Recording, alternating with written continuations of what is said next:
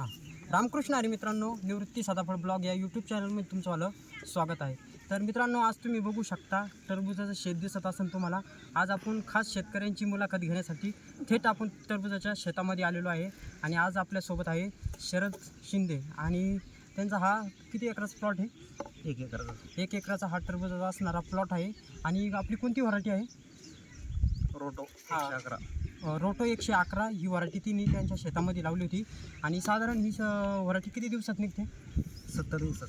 70 दिवसात निघतं. आणि बऱ्याचशा मी मुलाखती घेतलेल्या आहे, पण त्याच्यामध्ये मला एवढं मोठं फळ तुमच्या फर्स्ट शेतामध्ये दिसतं आहे. तर नेमकं तुम्ही या शेतामध्ये काय काय सोडलेलं आहे आणि कोणते खतं वगैरे सोडलेले आहेत? आम्ही अगोदर शेणखत टाकलं होतं 4 टेलर. हां, त्याच्यानंतर बेसन डोस टाकला होता. Basal dose. हो. आणि मग लागवड केली. त्याच्यानंतर एक 4-5 स्प्रे झाले. 4-5 स्प्रे झाले अजून. हां. आणि 2-3 वेळेस ड्रिपमधून खत वगैरे सोडलं. हो. तर मग साधारण तुमचा खर्च किती झालेला असेल वाढेला? खर्च जास्त नाही. शेणखत जर सोडलं हां तर एक 30,000 रुपये.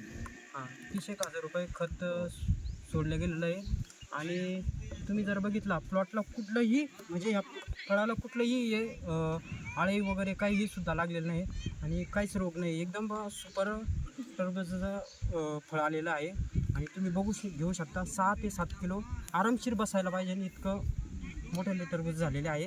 आणि तर मित्रांनो, ज्यांना कोणाला अशी वाढी करायची असेल तर त्यांनी रोटो 111 रोटो कंपनीचं बियाणं लावू शकता.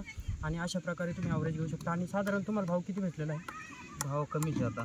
सध्याचा भाव तर 5.5 कमीच आहे. काय म्हणतोय? कट कर.